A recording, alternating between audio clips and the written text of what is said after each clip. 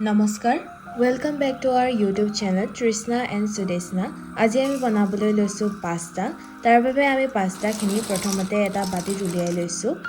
আৰু এতিয়া আমি পাস্তাখিনি ধুনিয়াকৈ বইল কৰিবলৈ এখন কেৰাহীত দি দিছো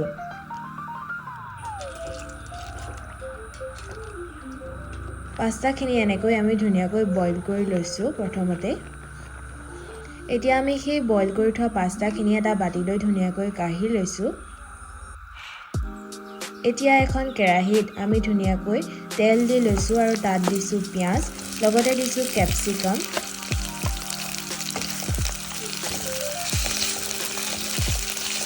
তাতে দিছো আমি সৰুকৈ কাটি লোৱা নহৰু আৰু দিছো গাজৰ এতিয়া এইখিনিৰ ওপৰতে আমি দি দিছো এচামুচ হালধি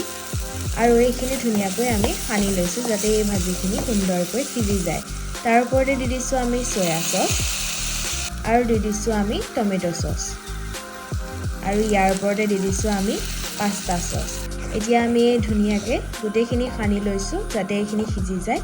আৰু এয়া সিজাৰ পিছতে তাৰ ওপৰত আমি দি দিছো বইল কৰি থোৱা পাস্তাখিনি এয়া দেখিছেনে আমি কি ধুনিয়াকৈ সানি লৈছো যাতে পাস্তাখিনিৰ লগত সেই মিশ্ৰণটো ধুনিয়াকৈ খান খাই যায় তাৰ ওপৰতে দি দিছো আমি নিমখ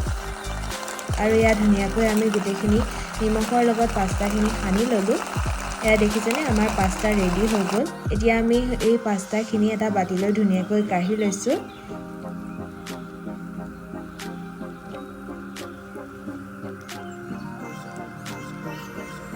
এয়া আমাৰ পাস্তা ৰেডি হৈ গ'ল আশা কৰো ভিডিওটো চাই আপোনালোকৰ ভাল লাগিল আপোনালোকে এনেকৈ